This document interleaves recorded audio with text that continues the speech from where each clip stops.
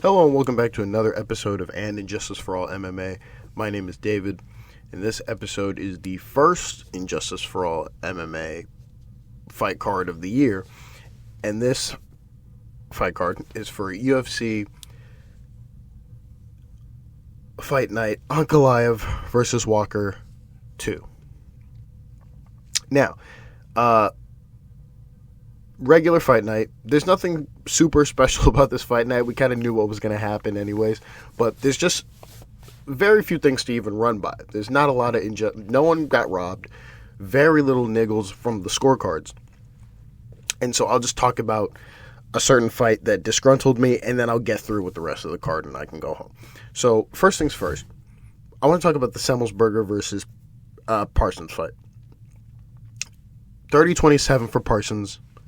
The only thing that infuriates me was the commentary. If you closed your eyes, all right, if you closed your eyes and didn't watch the fight, you would think, based off the commentary, that Semelsberger was the next coming of Jesus Christ. That's how it came to me. Imagine watching the fight with your eyes open and seeing Parsons outstrike Semelsberger, Parsons outgrapple Semelsberger, do it's essentially just beat him in every stage of the fight, and still the commentary is reluctant to acknowledge Parsons until basically the third round. And you're not even a fan of Parsons. This isn't even like a partisan situation where you're like rooting for Parsons or anything like that. You're watching it as an objective person, and you're going, this person's losing, and the commentary's treating him like he's Conor McGregor. It's insane. It's a little bit insane and very infuriating. I don't have to go through the whole card or the whole fight, but essentially, first round Parsons outstrikes Semelsberger, and he has a takedown. Second round, he has 4 takedowns. It's throughout the fight, but he has 4 takedowns. Semelsberger has 1 takedown. Parsons outstrikes Semelsberger as well. The commentary is basically praising Semelsberger in the second round. Fitzgerald can't stop talking about how Semelsberger can knock you out at any moment, which you're supposed to say at the top of the card, or excuse me, at the top of the fight, and then just kind of dead it and just focus on the fight, but whatever. Felder is talking about how great Semelsberger is, accompanied with Bisping, who just never stops talking, so there's that. There's this part in the second round where Semelsberger is on his back, losing, and they're praising his ability to get up, and essentially the thing that's really infuriating is they're not talking about Parsons doing well. It's always Semelsberger this, Semelsberger that, and that was just annoying to watch. And then in the third round, Parsons had 2 takedowns with a lot of ground and pound. While Semelsberger had a takedown at the start of the round, he didn't really do anything with it. He had 2 submission attempts, but none of them were really in. They were in, but but Parsons got out of them, and then Parsons had the 2 takedowns with a lot of ground and pound, which basically won him that third round. So there's that. I just wanted to highlight that. We go to the first honorable mention of the night, which is Arlovski versus Cortes-Acosta. I had this 30-27, close marker in the third round. I'm going to just acknowledge and say it straight up. I should have scored the third round for Arlovski. I got too caught up with the theatrics. Okay, in the first round, Cortes outstruck Arlovski by about 3 strikes. It was pretty close on strikes, but Cortes outstruck him, and he had the heavier strikes. Second round, same amount of strikes, really. If we're just going to be honest here, the theme of the first and the second round is Cortes-Acosta barely outstrikes Arlovski. Arlovski isn't doing too bad, and it's kind of close on strikes, but he's definitely outstriking Arlovski. And in between each of the exchanges, because, people, the commentary was really acknowledging the salsing from Cortes-Acosta, but I've watched enough fights to know that those are frustrations, and he's trying to get Arlovski to make a mistake. And Arlovski isn't biting, and then Arlovski's getting mad that he's getting mad at him. It's a whole goofy trend. This card is filled with goofiness. And in the middle of his salsing, he's basically trying to goad him. He's trying to goad him into doing something stupid. That's what the first 2 rounds are, is Cortes-Acosta looks like he's gloating, but instead he's actually just goading him into coming forward. It works a couple of times, but not enough to where it really matters in any sense. All of this comes to fruition in the third round, where basically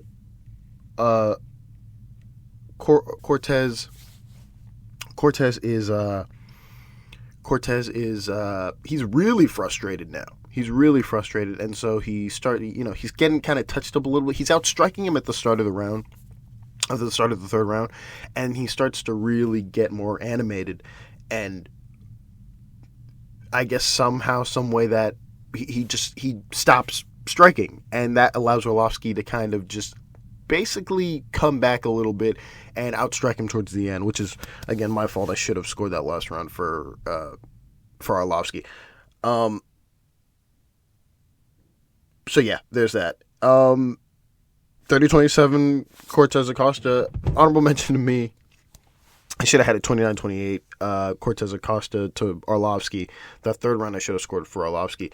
The judges' scorecards, all of them are pretty much the same. Oh, whoa. I read this the wrong way.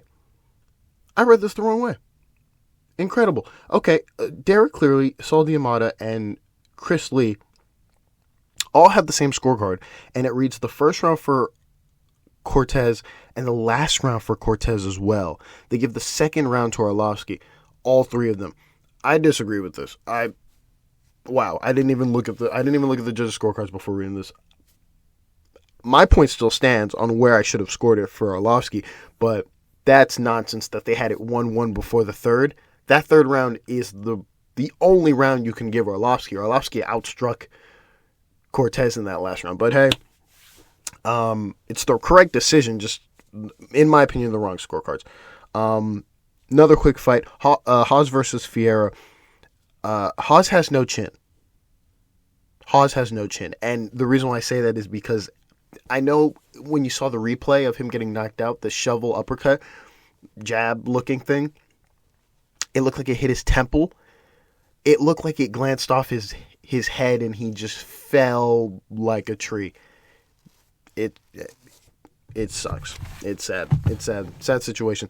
Next honorable mention, Simone versus Bautista. I have to run this quickly because my computer's about to die. Simone versus Bautista. I had this 29-28 for Bautista. Gave him the last two rounds.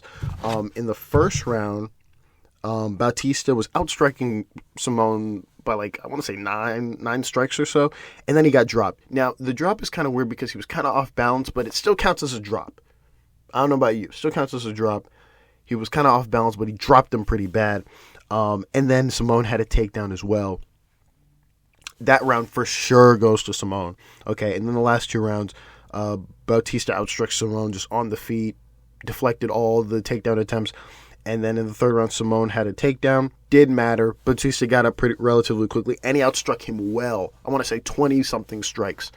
20-something strikes well. And that's how you get my 29-28. You go to the judges' scorecards, and apparently drops don't matter. And the takedown doesn't matter in the first round. But Derek clearly, he scores his scorecard is 29-28 to Bautista. His scorecard reflects mine. Saul Diamata and Chris Lee scored the same, 30-27 for Bautista. Honorable mention to those two. I think the first round belongs to Simone. He gets a takedown. He drops him near the end of the round.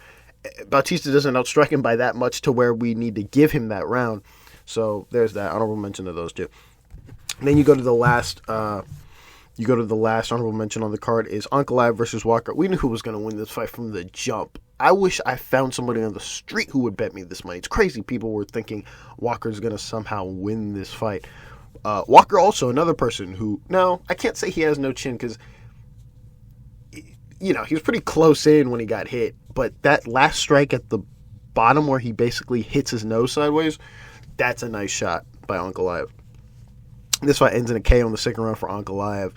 I scored the first round for Ankalaev, 10-9. It's pretty close, because at the start of the round, Walker's just outstriking Ankalaev, and then towards the end of the round, Ankalaev is just chipping away and coming back in. I think he outstrikes him by about 1 to 2 strikes. It's very close. This isn't something I could hang my head on, but Ankalaev barely outstrikes Walker in this round, and so I give him the round 10-9. You go to the judges' scorecards, and while I want to give honorable mentions for Derek Cleary and Chris Lee for giving a 10-9 to Walker, and Saul D'Amato gives a 10-9 to Ankalaev, I can't. He outstruck him by 1 to 2 strikes. I guess I can't stringently sit on, hey, he definitively won this round. So there you have it. There's that.